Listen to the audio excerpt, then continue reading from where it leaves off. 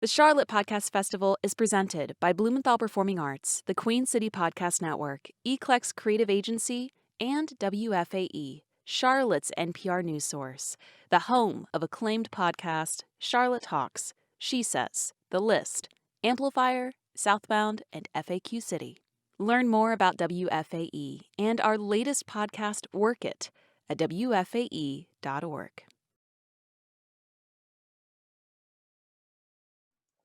All right. Welcome. My name is Perrine DeShield. Welcome to the Charlotte Podcast Festival. I am the owner and director of Eclecs Creative Agency and creator of First Gens in the Quarantine Couch podcast, excuse me. I'm going to be your moderator today for this hour of the Charlotte Podcast Festival.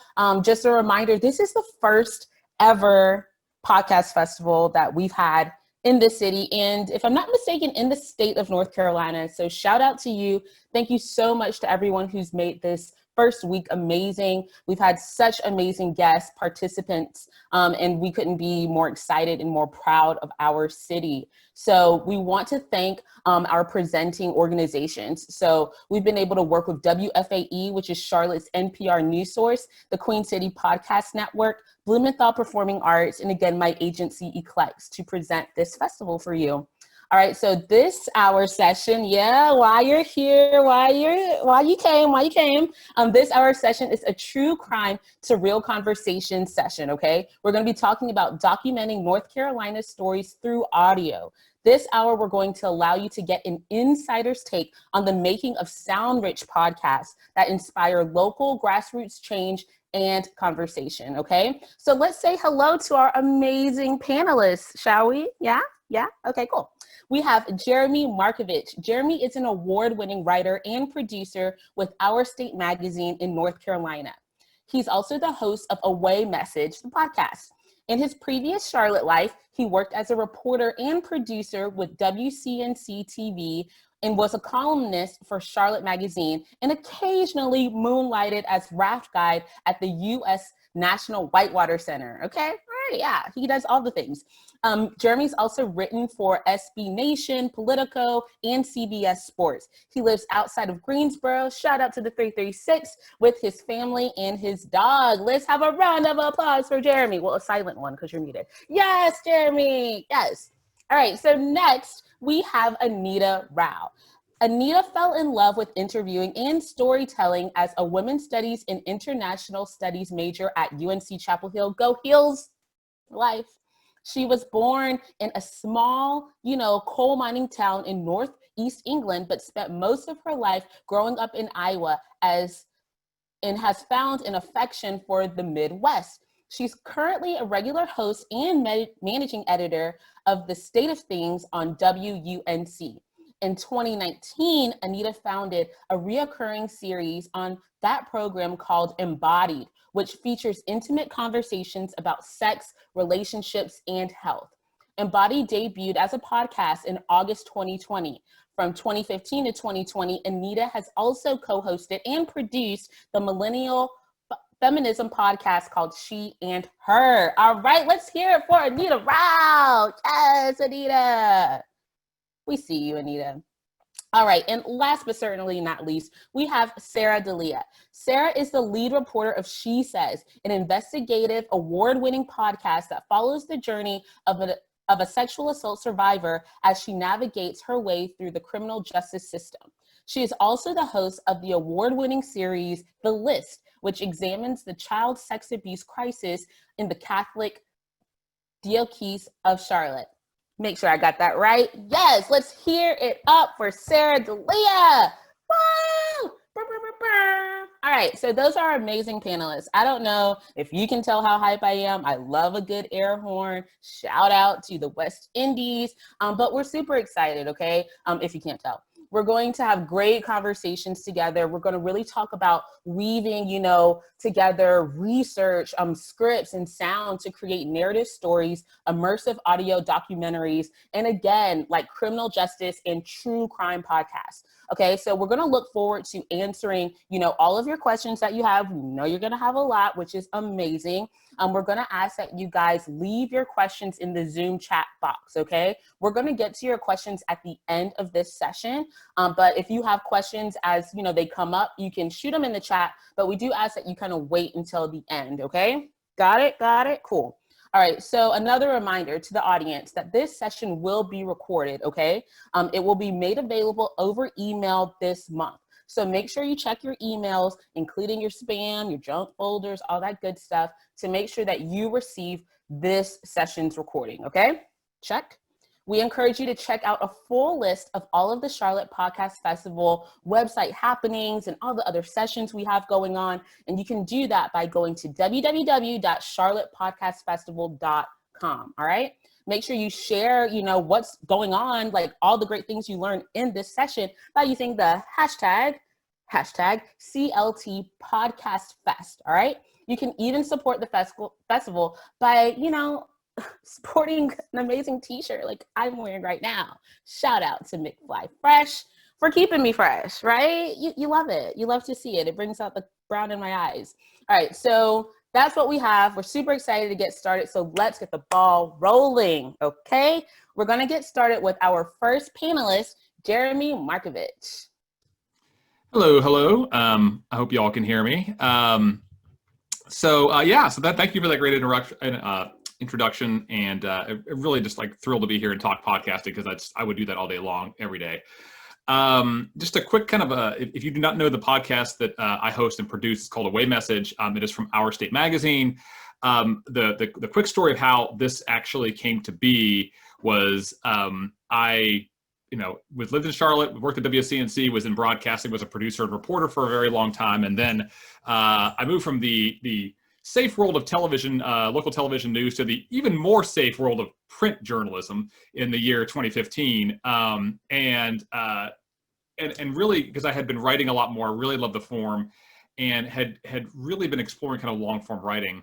And in 2017, I discovered that we had a nice microphone and a Zoom recorder at the magazine for some reason. And I was like, I know how to use one of these. Maybe I should just take it with me when I go places. And instead of interviewing people with my iPhone, I'll interview people with this big, this equipment. And I said, maybe I'll make I'll make a podcast out of it. And my coworkers were like, great. I don't know anything about podcasts, but this isn't going to cost us anything extra. Go for it.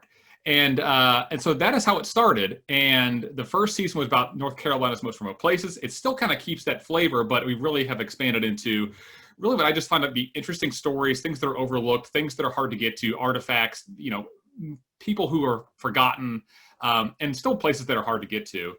And I really enjoy the form. I mean, as somebody who's worked in both print journalism and online journalism, and also in video journalism and local television,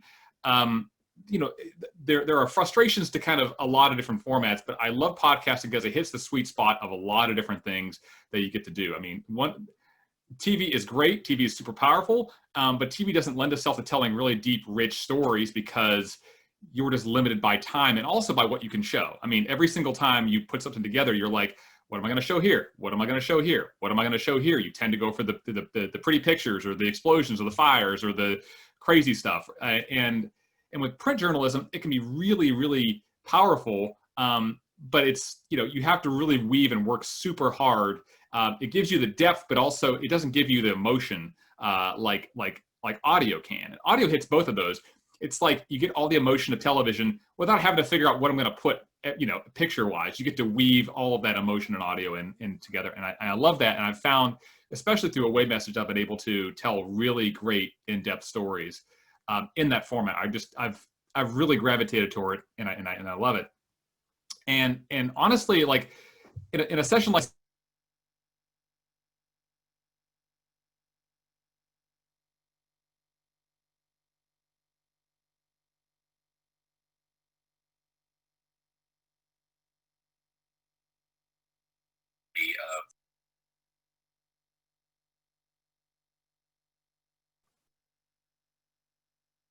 All right, Jeremy, we want to make sure we can hear you properly. So let's make sure that our audio is correct. We want to make sure everyone's getting this. Let's check your audio really quickly.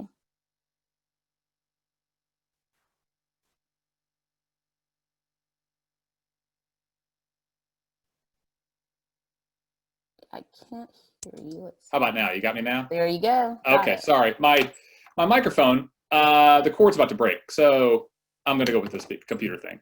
Okay, perfect. Anyways, so what I was kind of saying was I love kind of this, you can use all of these narrative storytelling tricks that you have in your bag, and you really get to hit on all cylinders when you do audio. And that's why I've really gravitated toward it. I mean, to me, one of the things you want to do is, if you're going to really work on something like this, where you're going to do, narrative storytelling in audio form, I mean, you really got to want to do it. First of all, it's got to be a story that you think has a lot of depth, that drives you, that you're passionate about, because it's really hard to do. I mean, my podcasts tend to be between 20 and 40 minutes on average. That takes about 40 hours of work, I would say, on average, to put together, between the reporting, the writing, the rewriting again, the mixing, and then the editing and the re-editing and the re-editing, and then everything like that. It takes so much work to do. So it's got to be something you're really into, because if you're not, it's going to get really old really quickly. The other thing is, you still have to do the reporting. I think one of the things that I've found is doing so much reporting, it can kind of come through in an interesting way. I mean, one of my favorite stories was that I've done is about this murder case from 1892. And how I found it was, I was working on another story. I was reading the comments on a story on the Washington Post, which you should never do, except in this case. I read the comments, and in the comments, there was somebody that was making this comment, like, what would happen if you stood on one side of the state line and you shot somebody on the other side of the state line? And I was like, that's an interesting hypothetical. And then the very next comment was like, that's not a hypothetical. That actually happened in 1892 between the border of North Carolina and Tennessee. And I was like, I'm going for it. Okay, this is it. And the reporting there, that reporting took me all the way out to the westernmost city in the state, Murphy, actually 45 minutes past Murphy, up in the mountains to find this place. I did not. I talked to people in the museums there, went to this area, talked to tons of people. It didn't lead to anything. Then I went to Raleigh in the second floor of the archives. If you go, they have all the old Supreme Court like documents, not like copies of them, like the actual like yellow, written in pencil, handwritten cursive documents that laid out this entire case that you couldn't find in these details anywhere else. So I found all of that. And then on top of all that, I'm like, well, whatever happened to the guy who did it, the perpetrator here? Because, spoiler alert, he got away with it twice. And so I went to, it's called familysearch.org, which, just side note, it's like the free version of Ancestry. So if you don't want to pay for Ancestry, check out familysearch.org. And got census information, found out who his kids were, then found out an obituary for his son, which led me to his grandson, who I then called up on the phone, who told me he had never heard of this man, but maybe his daughter did, because his daughter did genealogy, and his daughter went into the basement, kind of leafed through a bunch of volumes, and was like, oh yeah, I have like pages and pages of pictures and information on this person that is nowhere else. And she was shocked because she had no idea this is part of her family story and her history. That took a long time to pull together. It took a lot of miles on my car, but when I pulled it together, I mean, the story is of a journey to try to find something, and it's just like reporting. You go somewhere, you hit a dead end. You go somewhere else, you find a little bit more, but you still have more questions, and you dig a little bit more, and maybe then you call somebody, and then they don't get back to you, and then they eventually do get back to you, but they don't have the information that you have. And so, in that form, it's a really eye-opening story of not just, this person who got away with this crime, but also like the legacy that it led in his family, and a legacy that his family didn't even really know about until we had this conversation on the phone. And, just the moments that happened in a furrow in that episode were really, really remarkable. And it's just because you have to be a reporter. You've gotta hit all of those notes. And you've got to just not give up, and you've got to be tenacious, and you've got to figure out ways to, get information, and how you're going to present the information. I don't have audio from this case in 1892. So we found a couple of actors hanging around Greensboro, and they recreated it for us. So, which is the technique that I never used before. I actually haven't had occasion to use since. But it was really, really great. The other things are, with podcasting especially, the information's got to be there. You've got to do it, but like, you really got to make sure that the emotion is there. And I think between that and also going where the story leads you, and not being afraid to let the story lead you to a place that maybe isn't necessarily the place where you thought you would end up. In season 2, my first episode was about these tapes that have been discovered in Rocky Mount of Martin Luther King giving the speech 9 months before the March on Washington. He had come to Rocky Mount. He spoke in a high school gymnasium. He had said, "I have a dream." For the first time, he used that device in his speech. And then 9 months later, he uses it, and now it's, in Washington, it's part of legend. The interesting thing to me was, like, I had the audio, which is amazing to hear. But I had talked to people that were in the room, and one of the people that was in the room was a guy named Herbert Tillman. And Herbert talked to me. He kind of said the normal stuff, and he said to me, "Yeah, I was really inspired. I mean, it was amazing to be there. I just was like, oh my gosh, And then, we had this long conversation where we were talking, and he said to me, he's like, this is how it impacted me.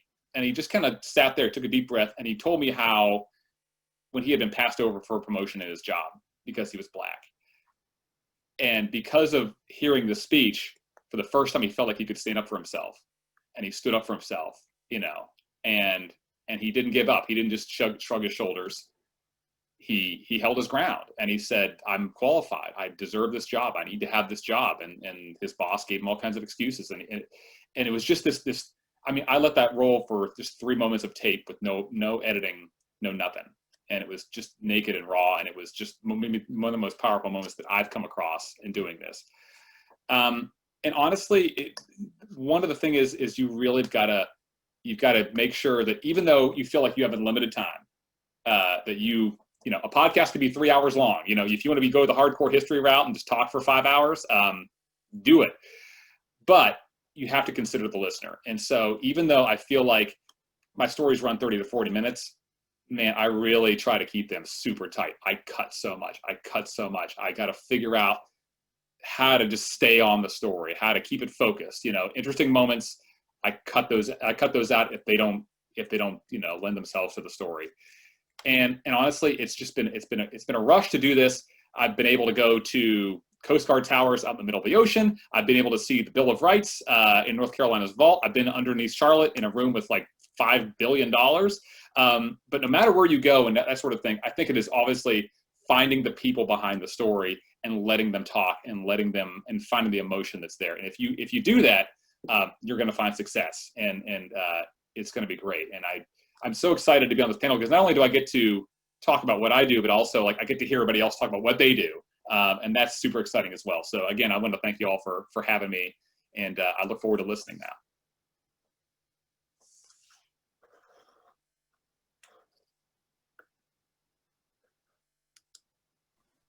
Thank you so much, Jeremy. We appreciate you greatly. That was awesome. We got so many great gems. We put some quotes, and we're following Jeremy as he was giving all of his advice and all of his tips and resources. So I hope you guys took notes as well. All right, so next we have Anita Rao. Let's hear it for Anita. Hey, everyone. So happy to be here and so excited to be part of Charlotte's first podcast festival. What an awesome milestone in the middle of a pandemic. So kudos to y'all. This is awesome. So I'm going to share my screen here and see how this works for us all.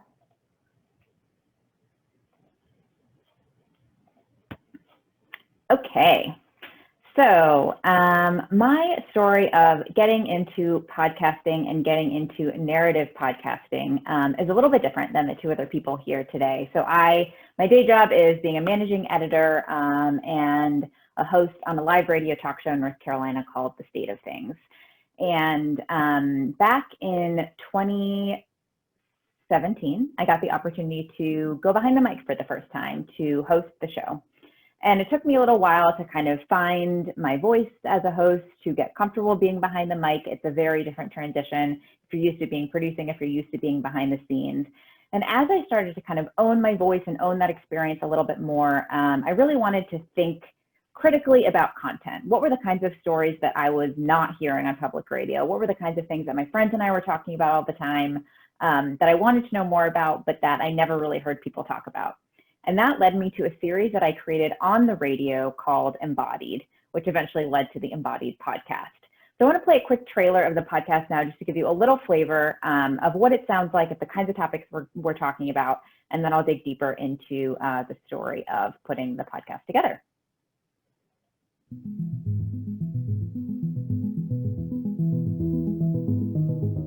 There is stuff we are never supposed to talk about. There are some women who never experience orgasm and can experience massive sexual pleasure. There are some days when orgasm is just too much work. Conversations that make us feel embarrassed or uncomfortable. When I started in perimenopausal kind of phase of life, no one was having conversations with me. And unfortunately, at that time, my mother was already deceased. And so I couldn't like tap into her and say, hey, mommy, I'm pregnant and I'm 41. Is this what I should expect? But the stuff we're not supposed to talk about with each other, like intimacy and our bodies, talking about it more could help us all have a little more empathy for one another.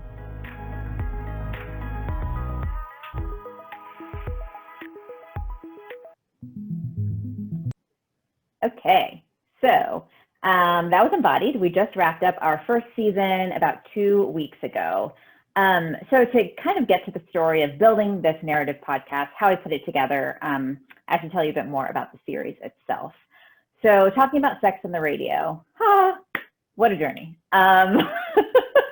Not very many people do it. Our show is live at noon every day. So it has been a journey for me in kind of figuring out my own boundaries, figuring out kind of where to push the conversation, where to lean in, and how to kind of find the narrative arc within each of these topics that really drive the conversation. So when this series started, we were talking about everything from sex ed to intimacy and aging to ethical porn to motherhood. Yesterday, we just did a segment about abortion. So as we kind of put the show together itself, it's a combination of experts, everyday people, and kind of a combination of personal narratives and information. So as we decided to turn this hour-long series of radio conversations into a podcast, the biggest question we were asking ourselves is kind of what's the through line of each episode? What is the narrative arc going to be? How are we going to find that? And how are we going to fold all of this content, all of the academic expertise, all of the personal stories in and around this particular theme? And to me, that is really the question you kind of have to keep asking yourself when you're creating a podcast is like, what's the through line, both within this one episode, but within the course of the whole series? Because the great thing about podcasts is they're episodic. So you do want to kind of return to a similar format or a similar, get your audience accustomed to kind of learning and hearing narratives from you in a particular way. So for me, the process of finding the narrative and developing the narrative within the Embodied podcast has kind of been a three-part process. The first was learning how to own the role of the narrator, and that's me, and figuring out what it meant to narrate this podcast. So as someone who I said is used to being behind the scenes in the producer role, being on public radio where it's not really about me, I had to think about kind of what was the story that I wanted to tell about each of these pieces of information in each of these episodes, and how could I insert myself into the story? So the way that we have framed each of the episodes in the Embodied series is we start the episode with kind of a personal essay that I share, where it's my connection to the topic, something about me, something I was curious about, and we use that as a way to really focus the show, to kind of let people know the theme, let people know the direction we're going in, and invite listeners in through a personal narrative. The other big part of putting myself into the story came from a conversation I actually had with Anna Sale, who's a podcast host of the podcast Death, Sex, and Money. She's amazing, one of my favorite interviewers. And one of the things that she said to me when I was talking to her about this podcast is, why you? Like, why are you the one telling the story? Why should listeners listen to you talk about this? And as I started to think about it, I realized that the frame of this whole series was, you know, talking about taboo topics, talking about things that are uncomfortable, because I'm curious about those things, but I'm also curious about kind of challenging myself and others to do that. So what better way to do that than to talk about uncomfortable topics with my own parents? So this is a photo of my parents back in 1983, long before they had me.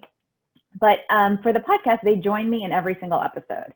So I take the theme, whatever it is of that episode, and I kind of crafted questions around that theme that would make me a little bit uncomfortable, probably make them a little bit uncomfortable, but create an opportunity for us to kind of connect. So in the first episode, which is all about sexual pleasure, I asked them why they never gave me the sex talk. They didn't know any of these questions were coming. And so we go through that. In the next episode, I asked them about their experiences watching porn. Turns out my mom learned stuff about my dad in that episode, live on the air, which was great to capture. So what I'm saying about all of this is kind of, if you are going to do a narrative podcast, the narrator needs to be someone that the audience can connect with. Who are they? Why should they be listening to you tell this story? And what can you kind of reveal about yourself that will make them feel closer to you, make them feel like you're in it, you're in this journey with them? So making myself vulnerable has been a big part of the process of kind of finding and crafting the narrative of the show. The next is tight and conversational scripting. Scripting is definitely one of the hardest parts of making a narrative podcast, in my opinion. You're taking all of this kind of data, all of this content, and trying to make it tight, make it cohesive. So we are turning an hour of radio into about a 20 to 30 minute podcast. So usually the process for us is kind of first going through the hour, identifying the pieces that are most striking, are most salient, and are most narrative, and then figuring out what is the factual context, what is the necessary kind of lead-in information we need to give to people to kind of tee up this narrative that they're going to share. I have to give a major hat tip to our content director, Lindsay Foster Thomas, who's the one that did a lot of the scripting around the Embodied series. And it's so helpful for me when you're especially working on a project that you have a lot invested in, is to have an extra set of ears and eyes on the content. It can feel really lonely to do this kind of big project alone, and you can really get lost in the data and the details and the characters. So I really recommend, if you are working on something alone, at least kind of identifying someone who's invested in the project, who's willing to kind of be that person that you bounce ideas off of. And that has been so helpful for me in kind of developing the narrative in each episode. And the last part is kind of that old adage, show, don't tell. When you are creating a narrative podcast, obviously the strength of it is the narrative. And so for us, we've had to really be careful about making sure the personal narratives shine in each of these episodes and they don't get bogged down in the data, in the facts, in the things that you're trying to kind of set up.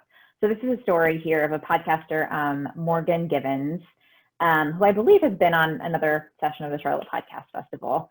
And Morgan told a personal narrative in our episode about trans healthcare.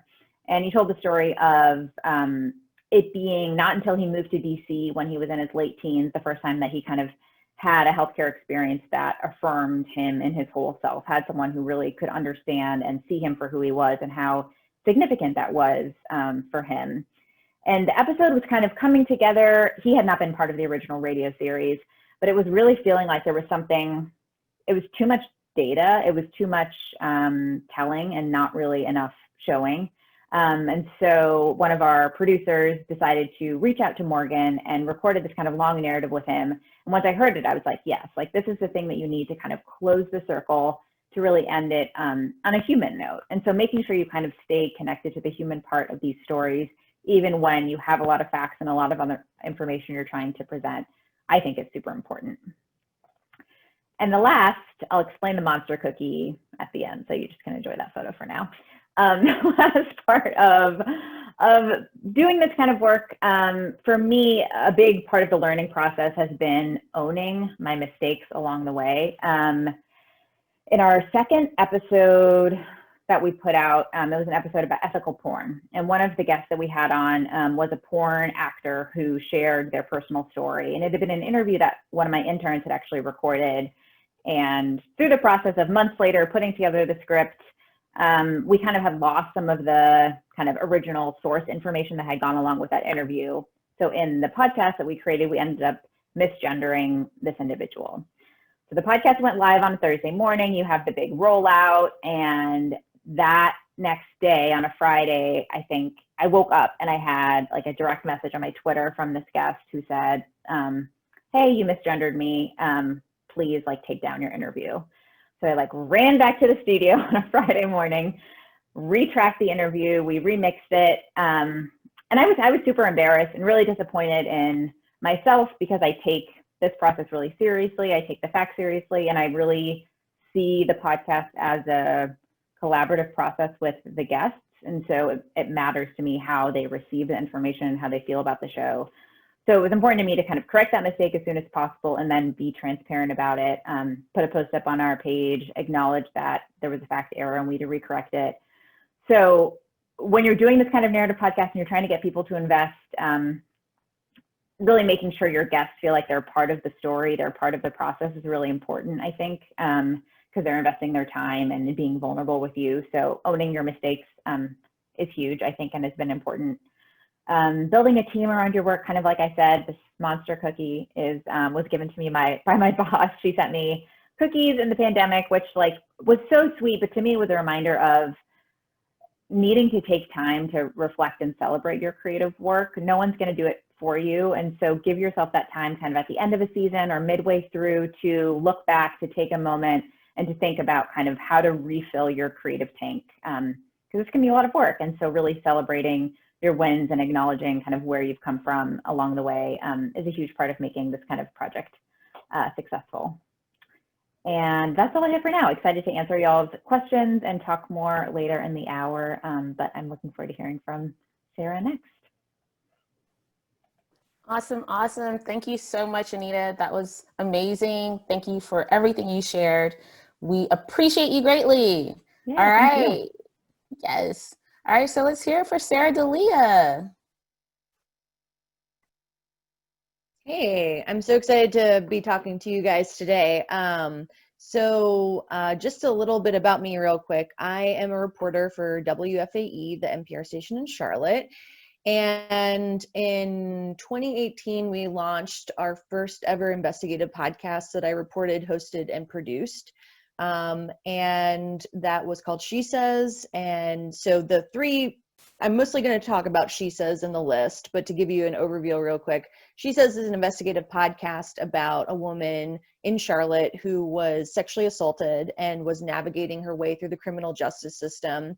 It's an 11-part series that I walk that journey with her through her testimony, her experience, and through experts about how the criminal justice system works and how it doesn't. Then I went on to produce The List, which is a 4-part series right now about the Charlotte Catholic Diocese and the sex abuse crisis that's gone on around the country and right here in Charlotte. And right now I'm working on a series since the pandemic started called Social Distancing, where I do a weekly segment with listeners and talk to them about how their lives have changed since the pandemic broke out. And I have a Google voicemail box and people leave me messages and I call them back. Or sometimes I seek out people. So anywhere from people that are health workers to people that have lost people in the pandemic, to funeral home directors. I've talked to a variety of people since March, and that's been kind of a fun series for me to do.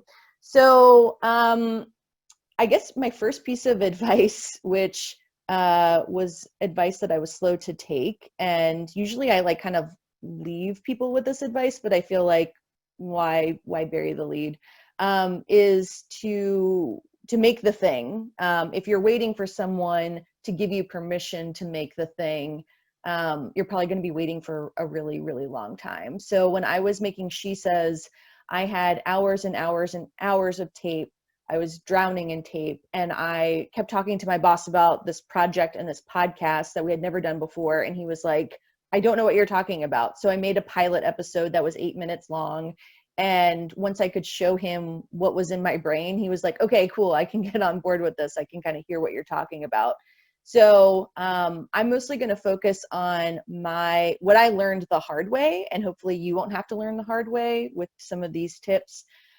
So if you have the tape and you have the research and you have the time, or you can make the time, because we really don't ever have enough time to do the things we want to do, I would say make the thing.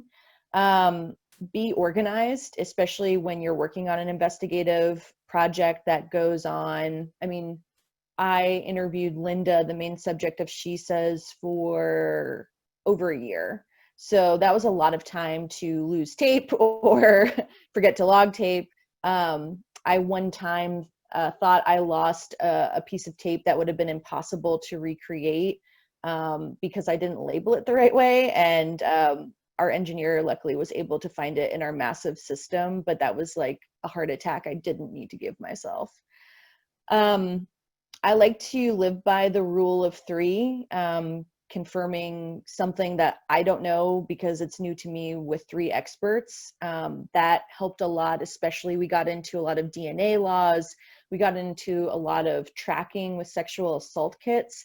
Those were areas that weren't necessarily my area of expertise before doing this reporting. So it was really, really, really important to fact check, because I was also the fact checker. One thing that my producer, Alex Olgin, and I would just second, third, fourth, fifth, what Anita said was find a team.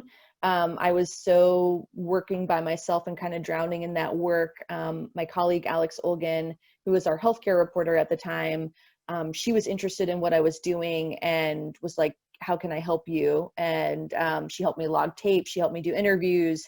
It was so nice to have that sounding board and not be alone, because it is a really lonely existence when you're doing this work. And when you're doing investigative work and you can't necessarily talk to other people about what you're working on because it's an investigation. So Alex and I came up with a system which was to footnote our scripts. So when we were going to go to publish the podcast at midnight every Thursday, so people would have it in their feeds on Friday morning, we could sleep on Thursday night kind of, because we could recheck our footnotes. And that was really, really helpful. And we did the same thing in the list, the podcast / series about the sex abuse crisis in the Catholic Church. And I don't have a slideshow. This is old school. This is like my actual binder. So I make binders, and this was Alex's idea that I stole with her permission. And so there are 4 episodes of the list, and so each episode has a binder. And so in this binder is first my script, and then all the footnotes, and then each footnote. So this is one of the lawsuits, and this is like not even that redacted. So much of lawsuits involving the Catholic Church are really, really redacted. But so I could look at my script, look at this footnote, and then turn to the page in my binder to be like, okay, you fact checked that 3 times. This is where it is. Each priest that was accused of sexual abuse, we reached out to. So in the front of this binder, I have the certified mail reminding me that I did that, and that I got a response from them that they responded, that they at least saw my letter. I did a lot of mailing for that project. So this is my binder. When we went remote, I have a box under my desk, and I was like, I have to take my binders home, and I like brought them back and forth to work every day, and everyone was making fun of me, but they work. So for both She Says and the list, we made for She Says, we used local musicians to score our piece, and that was really great to work and collaborate with them in that way. And then we used an illustrator who I'll show you. We used the same illustrator for both the list and for She Says, and he was great. And what was really a great opportunity, I hope you can see this, is that we paid him. I'm really a big proponent of paying people for their work. But for this illustrator, he was also an experienced illustrator, but had never done kind of like this type of illustration before. So we got to it was a good deal for him. He got to showcase his work. It was a good deal for us because we got a little bit of a financial break. So that's She Says, and this is the work he did for the list. The other thing with working with illustrations that's really important when you're working with sexual assault survivors is that they don't want to be photographed. So how do you tell that story? How do you have something for the web and the digital presence? We found that, like so many other podcasts, you use an illustration. so that was an interesting experience. It's also really hard when you're like, it's so clear in my brain. How do I tell an illustrator what I'm thinking? The first time I meet a survivor of sexual assault, because that's what a lot of my work has revolved around, especially with investigative work. I'm from broadcast. That is the life I have known, besides a brief print career in college at my paper.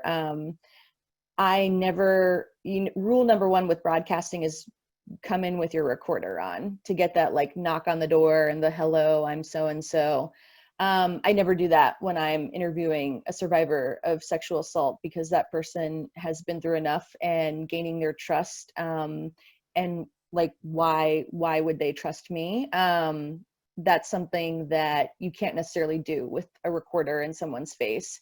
So I have interviewed so many survivors of sexual assault or who have been through a lot of trauma that I've done some training, and I've talked to a lot of experts, because training isn't always available, just about like what triggers someone, how I can recognize that, asking someone what their triggers are, taking breaks when you're interviewing a survivor is really important, and letting them, you're always in control as the interviewer, but letting them have as much control as is appropriate.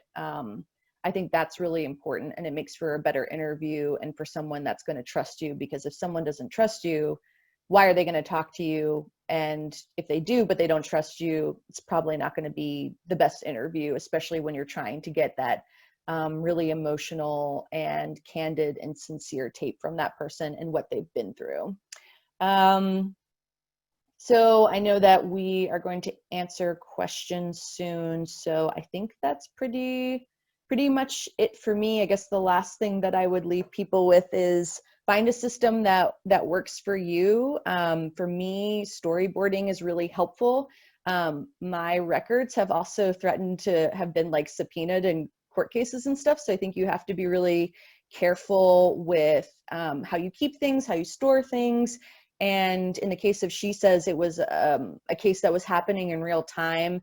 And if certain things had happened and a case had been filed in a certain way, my records would have fought to obtain my records as a journalist, which we would have fought. But it is something you need to think about when you're texting people, when you're texting sources. Sometimes picking up the phone is better than anything else. So that's what I'll leave you guys with. All right. Thank you so much, Sarah. We appreciate you greatly. Another round of applause for all of our amazing, amazing panelists, Jeremy, Anita, and Sarah. We're so, so grateful and thankful for all of the nuggets, all of the gems that you just dropped. So we're going to, open up the chat, all right? It's time for Q&A. I know you have some questions burning and lingering, so make sure that you put those here in the chat, okay? We're super excited to answer your questions and to direct those to our panelists, okay? So let's see. All right, so Kim's just giving some good shout outs to Sarah here. So thank you for that, Kim. Jade writes, how much of the interviewing for a series do you do before working on your episode scripts? I'm used to quickly turning breaking news into 5-minute news stories, but I'm trying to work on a longer form project. Now I'm struggling to know when to write and when to interview. All right, can our panelists answer Jade's question for us? I think it depends on what the project is. For me, using She Says as an example, first of all, setting deadlines for yourself is really important and really good, even if you know that you can kind of push it down if you're working on something that's not going to air at a certain time. But I totally understand. I mean, I come from breaking news and that kind of thing. So it's a really different muscle to write long form. But I think you just, when you've collected enough tape that you have a story arc, you just start writing, and then you can see, like, I mean, that happens so many times in both The List and She Says. We'd be like, well, this hole is missing. We don't have this expert. We need to do that. So I think you just have to start. Like, starting is truly the hardest part.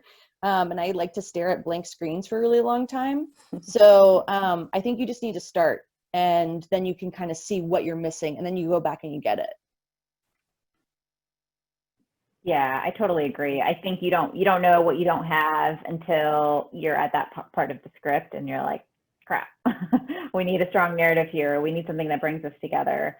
So I would say, I mean, I wait until you probably have the bulk, until you have a good sense of what this episode is going to be, but then go ahead and start writing and give yourself enough time that if you would need to do another interview, if you need to do a follow-up, you have that time before you're trying to release the episode, because you may come across that in the process of scripting. Yeah, and the only thing I would add to that too is that I think the nice thing is I've gone back a lot of times and found that after I will get to almost to the end and I'd be like, this is missing something. And it's that I don't have the right context here. I have this interesting narrative and this person is kind of fun and they're telling me a lot of things, but like nobody's stepping back and taking the right view, or maybe they don't. Like I forgot to answer a question, and there's been a million times where I will go back. I use Trint to do my transcripts, which is really, really great and something you should check out. And in the moment, you're like, I got great stuff, and then you go back and you're like, oh, this answer wasn't clean, or I didn't get it quite right, or something like that. Or I just need to make a phone call. And the great thing is now, as we're seeing with Zoom, if you need to get back up with somebody and have them answer a question you forgot to answer, you can make those calls and make those questions and get those recordings. And sometimes, yeah, you don't know what you're missing until you have it. And I think the rule in television used to be, this is just for tape and not for interviews, it takes about 30 minutes of tape to make 1 minute of story. I don't know if it's quite that way, but I mean, I definitely know that I feel like I over interview and then I'll go back. But once I kind of get that moment where I'm like, somebody says the thing that I'm like, wait a minute, that now everything is clear. And sometimes it happens right away. Sometimes it doesn't happen till 4 hours into an interview or a process. But once that person says something and everything kind of snaps into place for you, then that makes it a lot easier to figure out what the story's about and whether you not need to do more or not. So. Yes, so true. Love it, love it. So we have another question from Pia Powers. Pia says, do you let your interviewees hear the finished podcast before it airs public? If so, how do you handle if they're uncomfortable with the final product? I do not. I do not. I mean, I do, especially working with survivors, I do, or interviewing survivors, I do tell them, like, don't tell me something that you don't want broadcasted. That's, and I do think there's nothing wrong with saying to someone, like, so when we talked about your trauma, like these are the details that we went over, what you said, that's going to be in the podcast. I don't think there's anything wrong with maybe preparing someone, especially when it's a really personal part of them and their history and their life. But to hand over a script, to hand over your audio, I mean, that's opening a lot of can of worms that I don't think you want to subject yourself to. And I think telling people that up front, that, hey, this is how my process is, you'll have an idea of what, you shouldn't be surprised by anything you hear, but you're not going to get like a final cut. You're not going to get final say or even get to review the final product before I go to air. But that's sort of like with investigative work. There's fact checking and there's going over things that people said and making sure that you have the right context, but to hand them over a final product is something that we wouldn't do. Yeah, I was going to add, I think that's totally right to give them, because I think what tends to happen is, people, they might not take umbrage with the facts, but maybe they don't like how exactly they're portrayed or whatever, and that opens a lot of can of worms. I do find it really, really helpful, though, to at least give somebody a heads up, like, hey, I'm going to be dealing with this, and just so you know, this is coming. And also, I mean, a lot of times, I mean, again, like, I don't ever say, like, hey, listen to this and let me know how it sounds or if it's right. But I mean, even in my latest season, I'm kind of in a part where I'm dealing with, a veteran who is hiking on that Mountain Sea Trail and trauma. And she did something that seemed to me to be very, very strange. And I scripted it, and then I'm not comfortable with how I'm portraying this and what the context is. And now I would not like play this for somebody and say like, what do you think? But I will talk about it 10 ways from Sunday.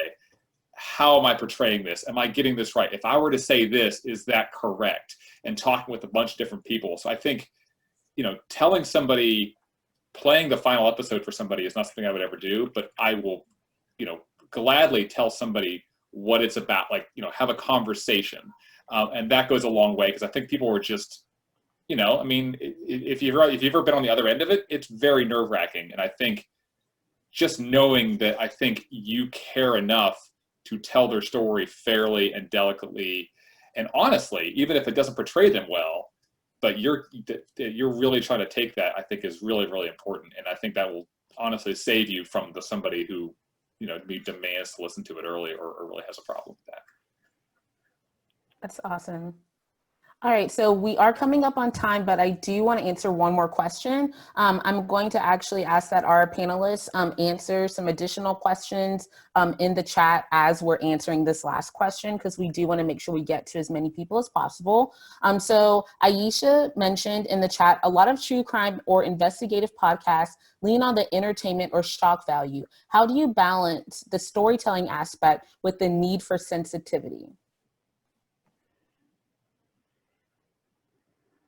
That's a good question. I mean, I think my first piece of advice would be think about language, think about terms. Are you using a term that is loaded inherently, or is it neutral? And kind of double and triple checking yourself about that, because we can kind of get used to very particular terms around these things. Like, I'm thinking about yesterday, like our abortion show, for example, like you have terms like pro-life and pro-choice just like drilled into your head, but that neither of those is a neutral term. They're both very loaded. So thinking very carefully about language, and making sure you have people fact checking the content that you're scripting as well for those same like gut check. Like in addition to kind of fact checking, like someone who's like a gut checker, like how does this sound as a neutral observer? Like how does this sit with me?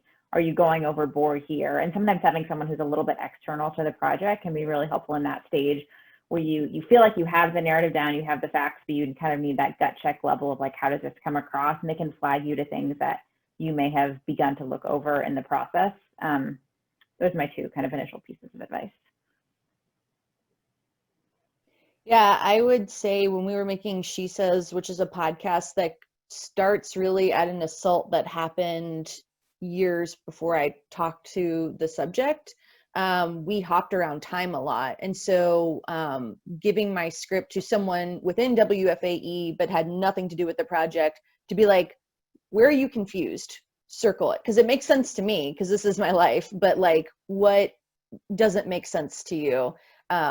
That's really, really helpful. But as far as like the shock value, I mean, I listen to a lot of I'm pretty selective about the true crime that I listen to because I like to listen to things that don't remind me of work when I'm not working.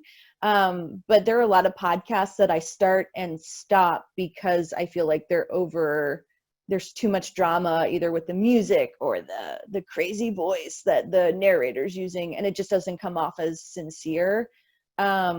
So I think one of the strengths to the list and She Says was those stories were so not about me, but it was me as a narrator being really level with people and honest with people and saying like, this is really confusing. I don't understand how it works. We're going to figure it out together. And I think that goes a long way with an audience as far as like your sincerity as a narrator. That's something that we tried to play to. And just to say like, how does this work? And there were like lots of tape that we played of either myself or Alex being like, crap, we have to figure this out or whatever, because it's an honest experience about the reporting process.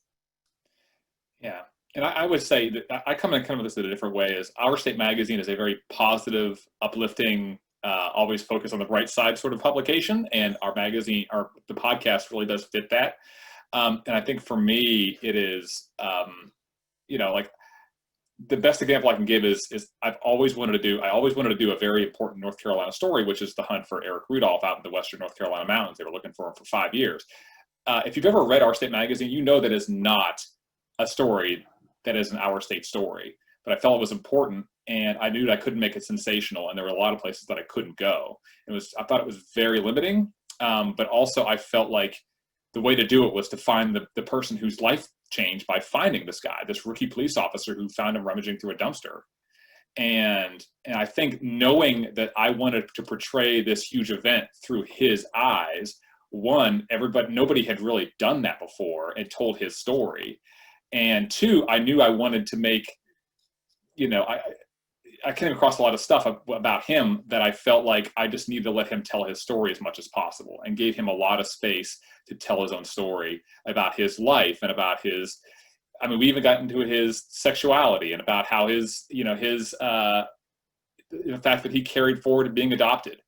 And it became just an amazing story about an individual who led a really kind of amazing life in North Carolina, who just happened to do this one remarkable thing that everybody knows him for.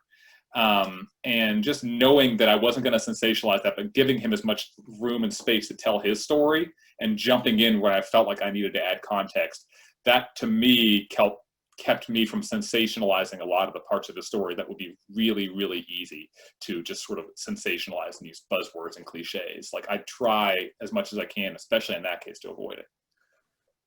Awesome. Thank you so much, Jeremy. And thank you again to all of our amazing, amazing panelists. Thank you to everyone that came to this session. We're so thankful to have you. Just a reminder, you can learn more. You can register for our additional free sessions that happen all the way through October 30th by going to charlottepodcastfestival.com. Okay. Another reminder, you can receive this session. It is being recorded right now. You'll receive it in your email this month. So just stay tuned, make sure you check your spam and junk folders, and you will receive it, okay? So again, you can share your experience, all the great tips that you learned here during this session using our hashtag CLT Podcast Fest on social media. You can pick up and support the festival by getting a t-shirt with McFly Fresh. You can also find that information on our website. And you can also join us for virtual happy hour happening tonight at 6 p.m. You can register for it on our website, charlottepodcastfestival.com. So again, I'm Perrine DeShield. Thank you so much, Jeremy, Anita, and Sarah. They put their information in in the chat. So make sure that you check that out. Make sure you follow them on social media and stay tuned, listen to their podcast, support them. All right. Thanks everyone. Have a great Friday and an amazing weekend.